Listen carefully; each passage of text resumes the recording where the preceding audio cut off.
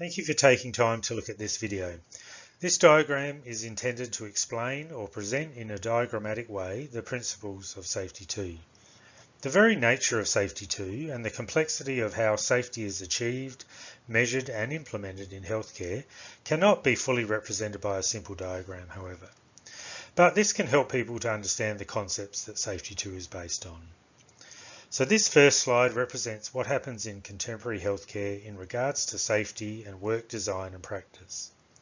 The concept of work as imagined is how we believe things happen in the real world, how our policies and procedures are designed, and how we believe they are then enacted in real world practice.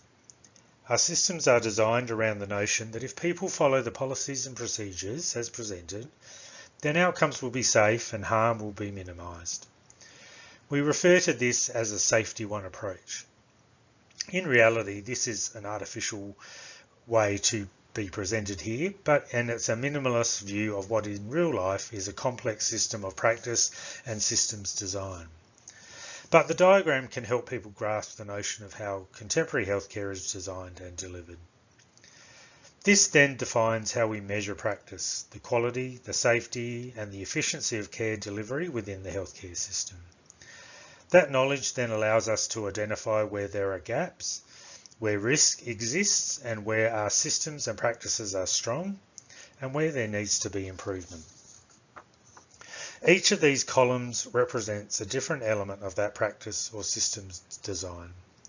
The first one on the left of the screen focuses on how we consider safety in contemporary practice.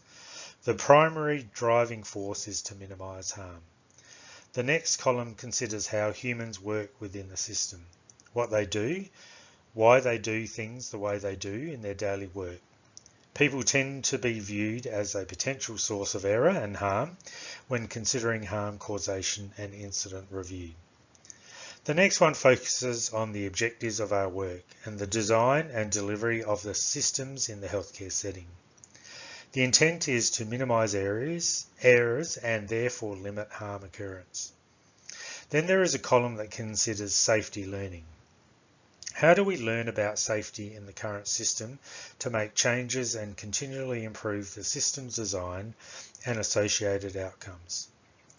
Currently, learning is predominantly influenced and informed by learning from incidents and errors and is retrospectively focused.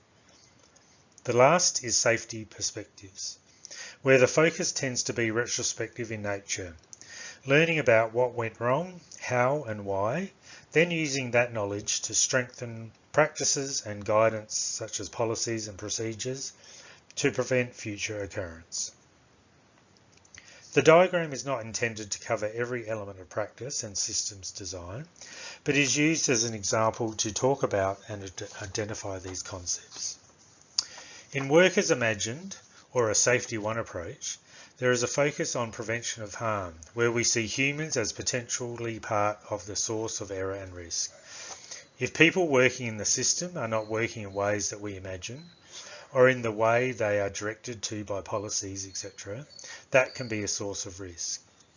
Therefore, the objective becomes to try and minimise errors or harm, which is exactly what we need to do and is essential to a system built on keeping people safe. But as I will suggest later on, there is more opportunities to learn about improving safety in the healthcare system from the way we work and the systems we have designed. The way we currently view safety within healthcare systems is missing key parts of how care is planned, directed, prescribed, measured, evaluated, and actually occurs. And importantly, how each of these elements articulates and/or influences each other. Safety 2 starts to go beyond our current way of working and recognises that there is what we see as work as imagined, but work as done can vary significantly sometimes. Some elements of practice need to be precise and align very closely with policies, etc., such as the administration of blood products. But other elements of practice can and do benefit from adaptations. Safety 2 recognises that actually what people do in the real world, the way they adapt and respond to different scenarios and contexts, so the work is done, is what actually keeps people safe the vast majority of the time, and that those adaptations will often go outside of the work as imagined for both good and for bad reasons.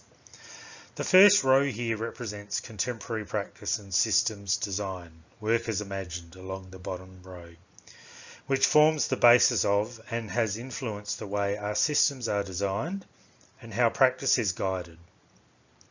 The second row above, work as done, is representation of the realities of everyday work, how that actually occurs in real life, and how it may or may not vary compared to work as imagined. Neither work as imagined or work as done are correct or wrong. They are both important in terms of how care is delivered, but also importantly sources of additional safety learning available to us to strengthen the safety of people in the healthcare system. Safety 2 offers additional learning that is not intended to replace the way we practice now, but build on existing practices. The primary safety focus becomes also understanding how things go right, as well as how things go wrong.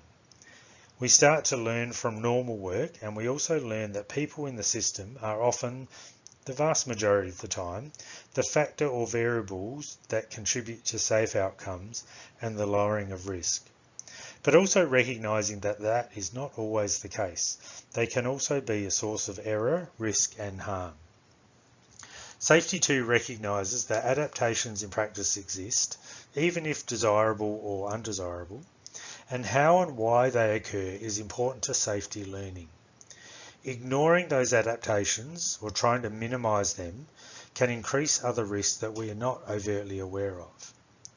Within a complex system such as healthcare, there are a range of unintended consequences that are present because our existing policies and procedures are poorly recognised or designed.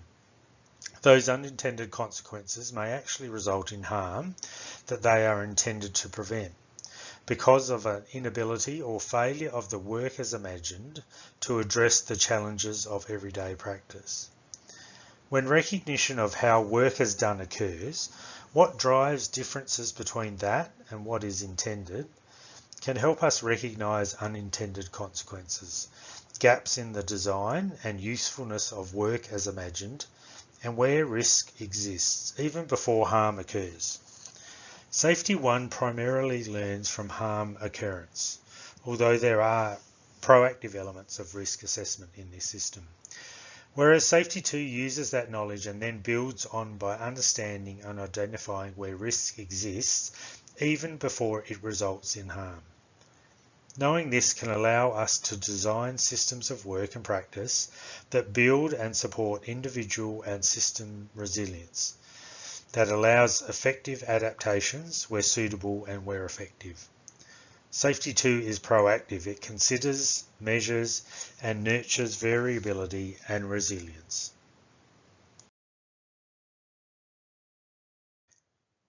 What's added to this final slide is detail about what Safety 2 adds to each system and practice element or column. This maintains the design of practice and systems based on Safety 1 elements along that bottom row, but augments other practices and systems design that can improve safety learning and outcomes. For each of the columns, the Safety 2 box does not replace the Safety 1 box. Instead, it builds on it to create a more powerful way of recognising risk and reducing harm. The first column, Primary Safety Focus, maintains the emphasis on preventing harm, but recognises that we can prevent harm more effectively by learning about how things both go right and how they go wrong, or learning from normal work. The second column recognises that people working in the system can be both the source of harm and also safe outcomes. After an incident, a person's actions may have been identified as the primary cause of that harm. But what may not be recognised is that that person may have completed those same actions multiple times previously, but there were other factors that prevented those actions from resulting in harm. We only start to recognise that particular risk after the harm occurs in Safety 1. But potentially, Safety 2 may have been able to recognise the potential for harm when looking at the normal work of that person or that situation and identifying the adaptations or actions in those scenarios that increase the risk of harm. So the focus becomes proactive, preventative, and is intended to stop harm occurring by recognising risk in the absence of harm and implementing resources or changes to limit that harm occurring in the first place. It also allows the system to be redesigned to emphasise and support adaptations that have kept people safe before harm occurred. If we waited for harm to occur, then those adaptations are not recognised or leveraged to strengthen safety learning. The objectives of safe work and systems become to recognise the resilience or ability to adapt where needed, both for individuals and also the system. That resilience demonstrates an ability and need to be reflective and adapt to unique scenarios and contexts not allowed for in existing policies and procedures. Safety learning, both for individuals and the system, includes both as a result of failures but also as a result of everyday success. People start to view practice as a source that can create both success and harm, but start to consider the learning available from success rather than just after harm has occurred. A system that values Safety 2 will consider, nurture, and measure variability and resilience as a valuable source of safety learning, rather than solely as a source of potential risk, to strengthen outcomes and keep people safe within a complex system. I hope that the diagram and the explanation here has helped you develop some insights into the principles of Safety 2. The term Safety 2 is not the best from my perspective, but the concept that it recognises and explains in our daily practice and ways of working are powerful. I suggest that you take some time to consider these complex ideas and reflect on and how they make sense in your practice, and start to illuminate some of the more nuanced elements of the systems we work within and also contribute to. I have personally found these concepts have helped me to see how the systems I work within were designed, how they developed and changed over time, and importantly where their limitations exist, and how we can create a broader opportunity for safety learning in the healthcare system and improve the safety and experience for all.